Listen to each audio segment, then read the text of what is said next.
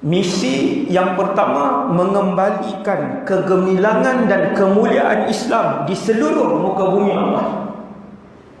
Maka Imam Mahdi pertama sekali dia akan pindahkan ataupun jadikan Baitul Maqdis pusat pemerintahan Islam sedunia.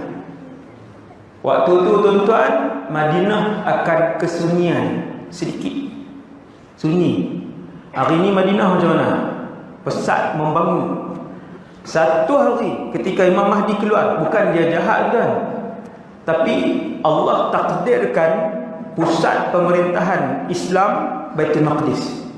Bila pindah ke sana, yang akan pesat nanti ialah Palestin, Baitul Maqdis. Satu hari nanti. Waktu itu Imam Mahdi dah kalahkan Yahudi, dah kena halau orang Yahudi. Negara haram Israel takkan ada dah ketika tu. Orang Yahudi tahu benda ni. Negara haram Israel takkan ada ketika tu. Akan dihalau oleh Imam Mahdi. Mereka akan ambil tempat tu, menjadikan pusat pemerintahan Islam. Belum kuasai dunia lagi. Imam Mahdi waktu tu belum kuasai dunia, baru nak bergerak. Selepas menjadikan Baitul Maqdis pusat pemerintahan, ni hadis sahih semua ni.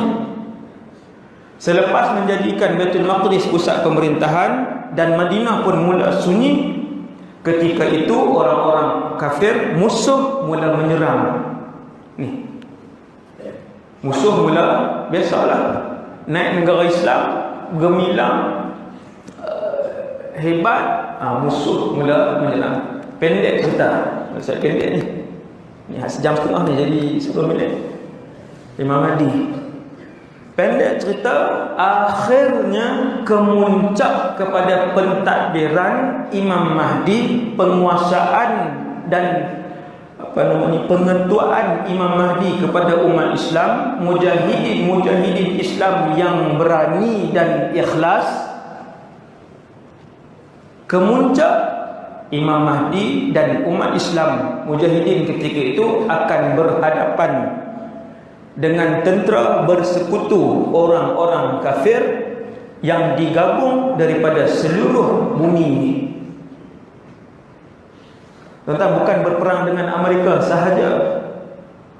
Amerika gabung dengan Rusia, bergabung dengan China, bergabung dengan seluruh Eropah. Keseluruhan musuh akan bergabung, Nabi sebut, di bawah 72 bendera. Jelas. Ini cerita akhir zaman. Jarang orang sebut kan. Hadis sahih. Kena tahu. Apa yang seronok bila kita tahu, tuan-tuan?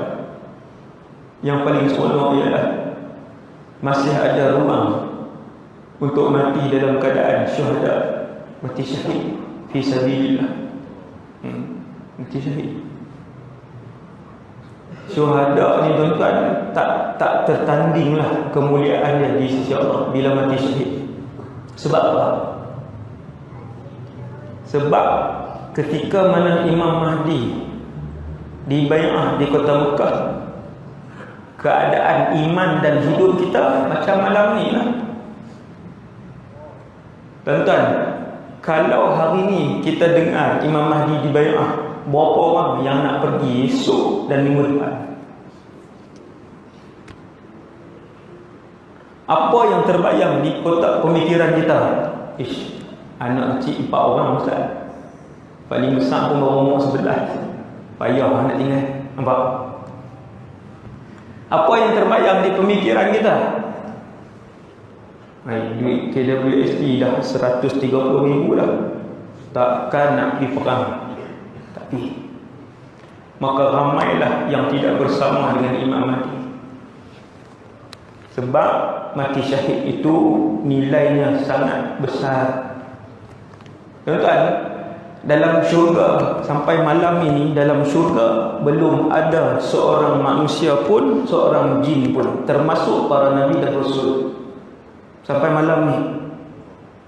Tetapi di dalam syurga ada burung-burung hijau yang membawa ruh para syuhada. Mereka telah pun berada dalam syurga semenjak mereka syahid sampai kiamat, termasuk sampai malam ni. Dah ada dah. Nabi kata burung-burung hijau itu membawa ruh para syuhada ke mana sahaja syuhada itu ingin melihat sudut dan ruang dalam syurga sampai malam. Hanya syuhada sahaja. Nak dengar lagi keistimewaan syuhada? 1 jam lah. Allah bagi 1, 2, 3, 4 macam-macam tuan kelebihan syuhada, kerana tidak mudah untuk apabila dilaungkan seruan berjihad pada jalan Allah. Untuk saya dan kita semua tinggalkan pekerjaan kita, tinggalkan anak-anak kita, tinggalkan duit kita yang telah pun banyak, tinggalkan rumah yang baru 3-4 tahun kita beli, tinggalkan kenderaan yang baru kita beli 2-3 biji. Tak mudah untuk orang tinggal. Sebab tu Nabi Allah SWT janjikan kelebihan yang sangat besar untuk orang mati syahid.